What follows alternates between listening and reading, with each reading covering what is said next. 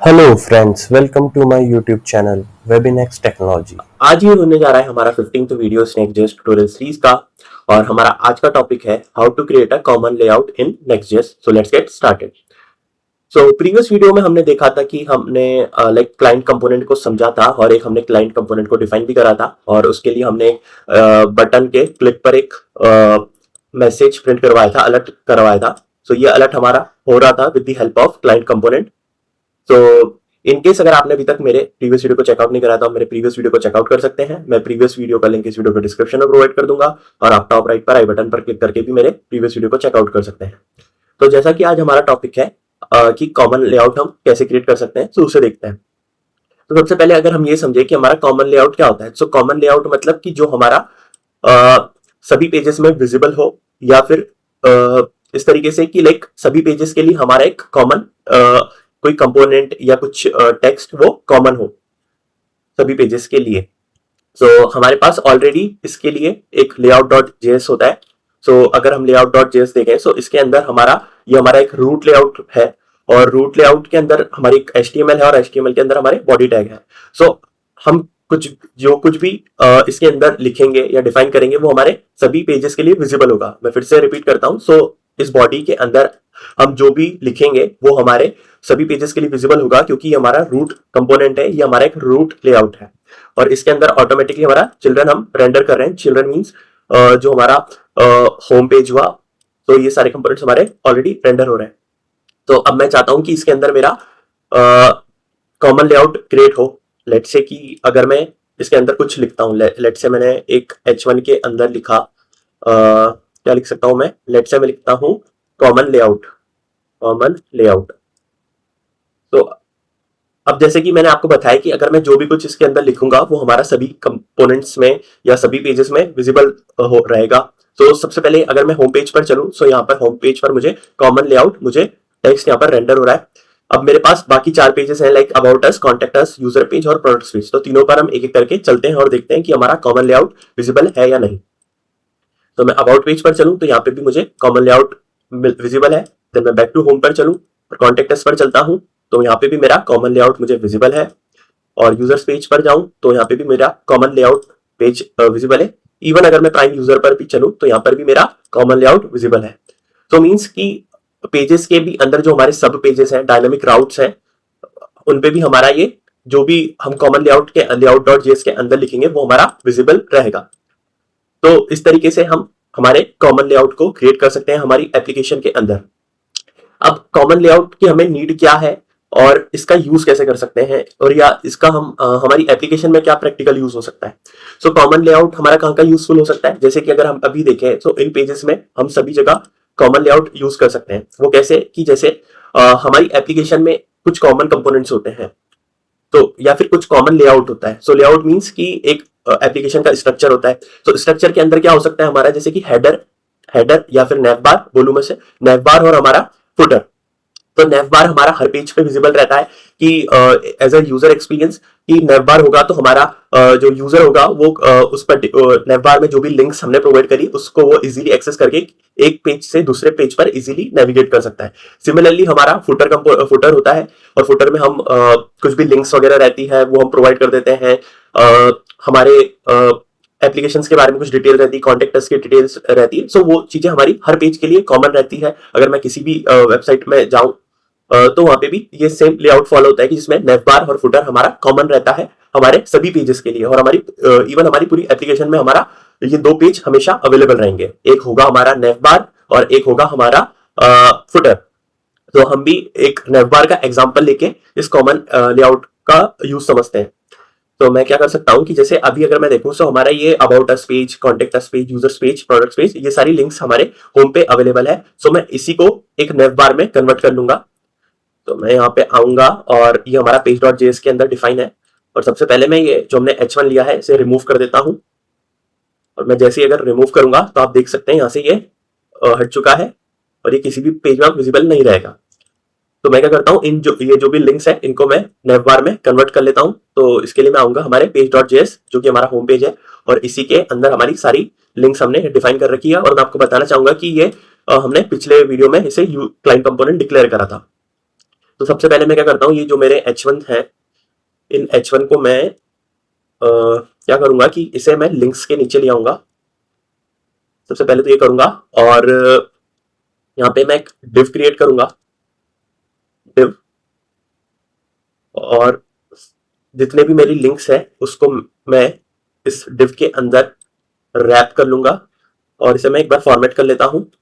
और मैं इसे क्लास देना चाहूंगा, तो मैं यहाँ पे दूंगा क्लास नेम, और क्लास नेम में मुझे मैंने ऑलरेडी ये स्टाइल्स इंपोर्ट कर रखी है पेज मॉड्यूल डॉट सीएसएस के अंदर, तो मैंने इसके अंदर ऑलरेडी हमारी स्टाइल्स को डिफाइन कर रखा है, और इसके अंदर मैंने एक क्लास क्रिएट कर रखी है नेव बार, और मैं कंट्रोल एस सेव करता हूं। सो आपको ये मेरा डिजाइन कुछ इस तरीके से दिख रहा होगा। सो मेरा ये नेव बार में कन्वर्ट हो चुका है। वो कन्वर्ट इसलिए हो चुका है, ये सीएसएस तरीके से इसलिए हो चुकी है क्योंकि मैंने ये ऑलरेडी सीएसएस हमारी डिफाइन कर चुकी है। सो इसमें मैंने बेसिक सीएसएस का यूज करा है। तो अगर मैं सीएसएस में देखूं तो मैंने बेसिक सीएसएस का यूज करा है, like display flex, justify content centre, और बैकग्राउंड कलर, और अलाइन आइटम सेंटर। तो ये मैंने बेसिक सीएसएस का यूज करा है, और आप चाहे तो इसका स्क्रीनशॉट ले सकते हैं। आई होप आप लोगों ने इसका स्क्रीनशॉट ले लिया होगा।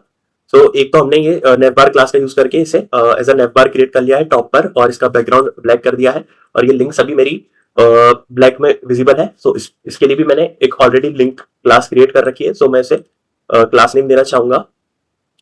तो यहाँ पे मैं आऊंगा, और यहाँ पे मैं क्लास नेम एक ऐड करूंगा, और यहाँ पे मैं क्या क्लास नेम ऐड करूंगा, स्टाइल्स डॉट लिंक। यहाँ पे मैं एक बार देख लेता हूँ, मैंने लिंक की नाम दे रखा है। सो स्टाइल डॉट लिंक में जैसे ही देता हूं, तो यहाँ पे मेरा अबाउट अस मुझे अब बेटर व्हाइट कलर में विजिबल है। तो मैं सेम क्लास बाकी लिंक्स में भी अप्लाई कर दूंगा। कॉपी पेस्ट, और यहाँ पे भी पेस्ट, एंड इसे मैं एक बार प्रॉपर्ली फॉर्मेट करता हूं। तो अब ये हमारा नेवबार कंपोनेंट रेडी है, और अब हमारा लेट से मैं कंपोनेंट अब हमारा ये रेडी है। बट अगर मैं इसे अबाउट अस पे क्लिक करूं तो अभी मेरा ये अबाउट पेज पे नहीं है। सो मैं क्या करूंगा अब कि ये जो पूरा मेरा डिव है इसको मैं एक अलग से कंपोनेंट में क्रिएट कर लूंगा। सो मैं यहाँ पे आऊंगा, और ऐप के अंदर में कंपोनेंट्स फोल्डर क्रिएट कर लूंगा, कंपोनेंट्स, और यहाँ पर मैं इसके अंदर एक नेवबार डॉट जेएस को फाइल क्रिएट कर लूंगा, और यहाँ पे एक मैं कंपोनेंट डिफाइन कर लूंगा क्विकली, और यहाँ से इंपोर्ट रिएक्ट, इसके भी हमें नीड नहीं है, और इसे हटा देता हूं मैं। सो एक हमारा कंपोनेंट है, सो इसका मैंने नाम दे रखा है नेवबार, और जो हमारा कोड यहाँ पर है वो मैं एज इट इज यहाँ से कॉपी करता हूं, और इसे, और यहाँ पर मैं एज इट इज इसे पेस्ट कर दूंगा जो हमने वहां से कॉपी किया है। और यहाँ से मुझे इंपोर्ट भी कॉपी करना पड़ेगा, जो हमने यहाँ पे इंपोर्ट यूज किया है उसे भी मैं यहाँ से निकालता हूं, और यहाँ पे पेस्ट करता हूं, एंड इसे एक बार प्रॉपर्ली जस्ट फॉर्मेट कर लेंगे हम कंट्रोल अल्ट शिफ्ट एफ की हेल्प से, और इसे मैंने फॉर्मेट कर लिया है। तो अगर मैं अब जाऊं तो मेरा यहाँ से पूरा नेवबार गायब हो चुका है, वो या फिर वो गायब इसलिए हो गया है क्योंकि हमने उसे एक कंपोनेंट में ब्रेक कर लिया है, और इस कंपोनेंट को अभी तक हमने यूज नहीं करा है। तो अगर मैं उसको चाहता हूं कि वो मेरे सभी पेजेस में विजिबल हो, तो मुझे यहाँ पर आके लेआउट में उसे यूज करना पड़ेगा। सो यहाँ पे मैं सबसे पहले इंपोर्ट करूंगा उस कंपोनेंट को, तो मैं लिखूंगा इंपोर्ट नेवबार, और ये मुझे ऑटोमेटिक सजेशन आ रहा है। सो मैंने ये सजेशन का यूज करके उसे कंपोनेंट्स फोल्डर के अंदर से इंपोर्ट कर लिया है, और यहाँ पे मैं चिल्ड्रन से पहले उसे रेंडर कर लूंगा, देन कंट्रोल एस सेव। ये हमारा एक एरर आ रही कि स्टाइल्स डॉट नेवबार हमें नहीं मिल रहा। सो वो इसलिए नहीं मिल रहा क्योंकि हमने ये स्टाइल्स जो है वो इंपोर्ट नहीं करी है। सो मैं ये स्टाइल भी इंपोर्ट कर लूंगा, और स्टाइल के लिए अब मैं क्या करूंगा कि अभी के लिए मैं क्या करता हूँ इसको मैं कि हमारा जो ये स्टाइल्स है इसके अंदर मैं एक नया CSS फाइल क्रिएट कर लूंगा। तो यहाँ पर मैं एक नई CSS फाइल क्रिएट कर लूंगा, और उसे मैं नाम दूंगा नेवबार डॉट मॉड्यूल डॉट CSS, और हम क्रिएट कर लेंगे। और क्या करूंगा कि जो मैंने ऑलरेडी हमारी CSS डिफाइन कर रखी है, यहाँ पर मैं इसे as it is control X, इसे मैं कंट्रोल एक्स और यहाँ पर पेस्ट कर लूंगा मेरे नेवबार मॉड्यूल डॉट CSS के अंदर। फिर से प्रॉपर्ली एक बार फॉर्मेट कर लेता हूँ, कंट्रोल एस सेव। और अब यहाँ पर मैं इसे इंपोर्ट कर लूंगा हमारी CSS फाइल को। सो मैं लिखूंगा इंपोर्ट स्टाइल्स फ्रॉम @/ऐप, और ऐप के अंदर हमारा होगा स्टाइल्स का फोल्डर, और इसके अंदर navbar module.css। और एक बार मैं Ctrl+S सेव करता हूं। सो अब हमारा ये रिफ्रेश हो चुका है और सक्सेसफुली कंपाइल हो चुका है। और मैं अनयूज्ड जो फाइल्स है उसको रिमूव कर देता हूं फिलहाल यहाँ से। तो ये हमारा सक्सेसफुली हमारा कंपोनेंट अब हमें विजिबल है with along with this CSS। और जैसे हमारा about us, contact us, users page और प्रोडक्ट्स पेज यहाँ पर हमें सक्सेसफुली विजिबल है। और अगर अब मैं चाहूँ तो अगर मैं कॉन्टेक्ट अस पर एक बार क्लिक करता हूँ तो आप यहाँ देख सकते हैं कि मैं अभी हमारे /contact पेज पे हूँ। यहाँ पे आप कंटेंट भी देख सकते हैं और मुझे मेरा navbar जो हमने अभी क्रिएट करा है वो विजिबल है। प्रोडक्ट्स पेज पर चलूँ तो वो भी मेरा यहाँ पर विजिबल है। और ये जो मेरे डायनामिक राउट्स हैं इन पे भी मैं क्लिक करूँ तो भी मेरा navbar मुझे सक्सेसफुली विजिबल है। वो इसलिए विजिबल है क्योंकि हमने ये जो navbar है वो हमने रेंडर कर रहे हैं हम उससे हमारे रूट लेआउट के अंदर, और लेआउट के अंदर अगर हम कोई भी चीज लिखेंगे वो हमारे सभी पेजेस पर विजिबल रहेगी। सो ये एक उसका एग्जांपल था कि navbar जो होता है हमारा कॉमन लेआउट का पार्ट होता है। सो वो हमने समझ लिया है कि हम कॉमन लेआउट कैसे क्रिएट कर सकते हैं। सो आज की वीडियो के लिए बस इतना ही। Thank you so much and good bye. अगर आपको ये मेरा वीडियो अच्छा लगा तो please like this video and subscribe to my channel. Thank you.